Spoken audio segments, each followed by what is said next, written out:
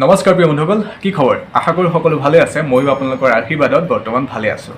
মই বৰ্তমান আপোনালোকৰ আগলৈ দুখন কবিতা পুথি লৈ আহিছোঁ। কবিতা পুথি দুখন কাৰ আৰু কবিতা পুথি দুখনৰ দাম কিমান বা পাব্লিকেশ্যন কোন বা কিমান কবিতা আছে, এনেধৰণৰ কথাবোৰ আপোনালোকৰ আগত ক'বলৈ আগবাঢ়ি আহিছোঁ। আশা কৰোঁ ভিডিঅ'টো শেষলৈকে চাব আৰু ভিডিঅ'টো চাই যদি ভাল লাগে, কি কৰিব লাগে তো জানেই। Please like, share, comment and subscribe কৰিবলৈ নাপাহৰিব। তেতিয়াহ'লে ব'লক ভিডিঅ'টোলৈ আগবাঢ়ি যাওঁ।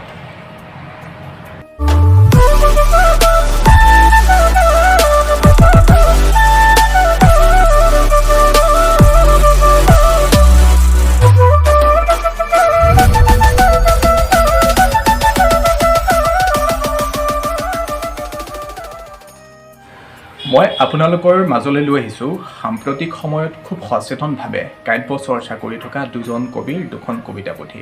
কবিতা পুথি দুখন মই বৰ্তমান পঢ়ি আছিলোঁ, সেইবাবে ভাবিলোঁ আপোনালোকৰ আগতো শ্বেয়াৰ কৰোঁ কবিতা পুথি দুখনৰ কথা।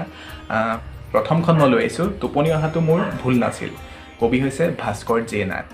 তেওঁ কাব্য চৰ্চাৰ কৰাৰ লগতে খুব ভাল এজন চিত্ৰশিল্পীও হয়। ছবি দুখনমানো তেওঁ এই কাব্য সংকলনখনতে অন্তৰ্ভুক্ত কৰিছে। কবিতা পুথিখনৰ প্ৰকাশন হৈছে শংকৰদেৱ প্ৰকাশন, নগাঁও, অসম। আৰু কবিতা পুথিখনৰ মূল্য হৈছে 100 টকা।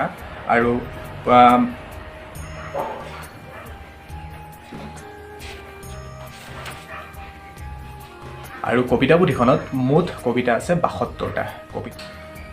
সাতসৰী প্ৰকাশ, অন্য যুগ আৰু বিভিন্ন বাতৰি কাকতত কাব্য চৰ্চা কৰি থকা ভাস্কৰ জে নাথ বৰ্তমান কাব্য সমাজৰ এখন একেবাৰে চিনাকি মুখ। তেওঁৰ কবিতাৰ সম্পৰ্কে মই ক'বলৈ নাযাওঁ। তেওঁৰ এই কবিতা পুথিখনত অন্তৰ্ভুক্ত এটা বা দুটা কবিতা আপোনালোকৰ আগত মই পাঠ কৰি দিবলৈ আগবাঢ়িছোঁ।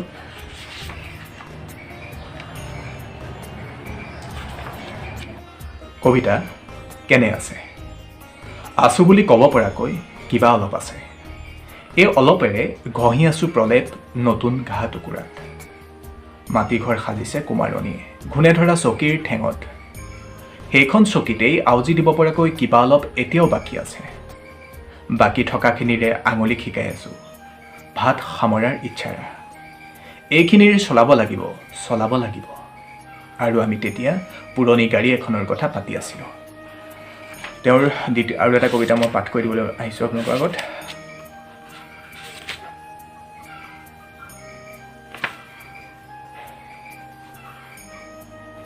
দ্বিতীয়টো কবিতা কলৈ যাম।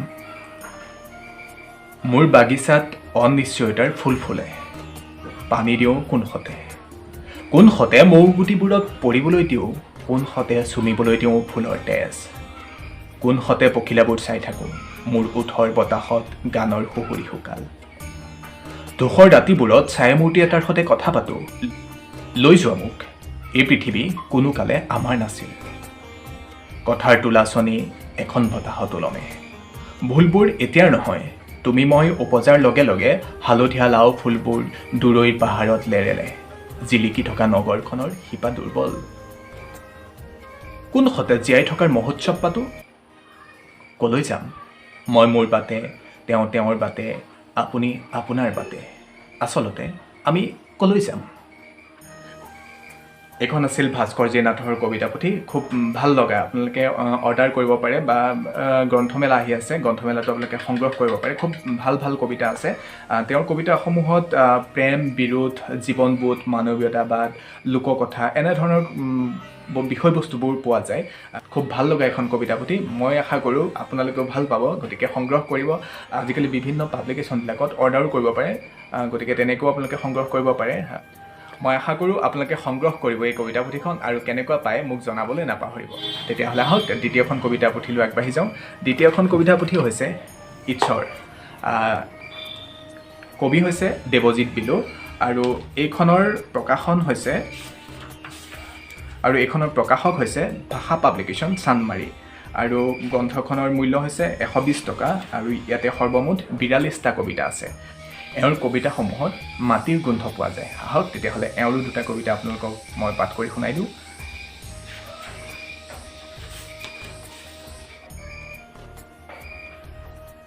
কবিতাৰ শিৰোনাম জীৱন বিষয়ক 4টি স্তবক। 1. তিতা মিঠা বেলাবোৰ চকুত ফুলে, বুকুৰ ডাল ভৰি চৰাই কান্দে, কলিজা ৰুকে, কি যে বাঁহৰ আগত ওলমা জোন। 2.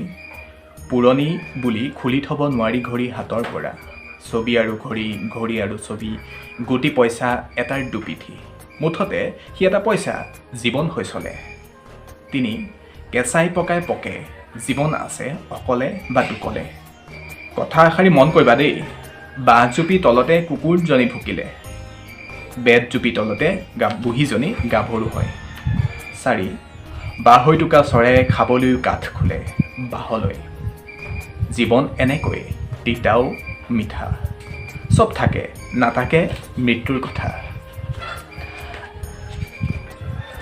দেৱজিৎ বিলুৰ আৰু এটা কবিতা মই পাঠ কৰি দিবলৈ আহিছোঁ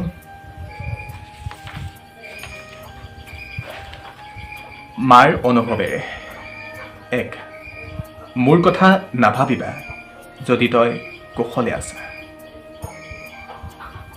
কিমান দূৰনো আছে আৰু পাবলৈ এই পাওঁ পাওঁ দেহ মাটিৰ অৱয়ব ডাৱৰে জানো আকাশ থাকিব পাৰে ঢাকে আমাৰ চকু মা সুবিশাল আকাশ এই যে ধৰ্ম এটা উপঙিছে গাঁৱে ভূঞে চহৰে নগৰে ওলোৱালৈ নাচাওঁ সোমোৱালৈহে চাওঁ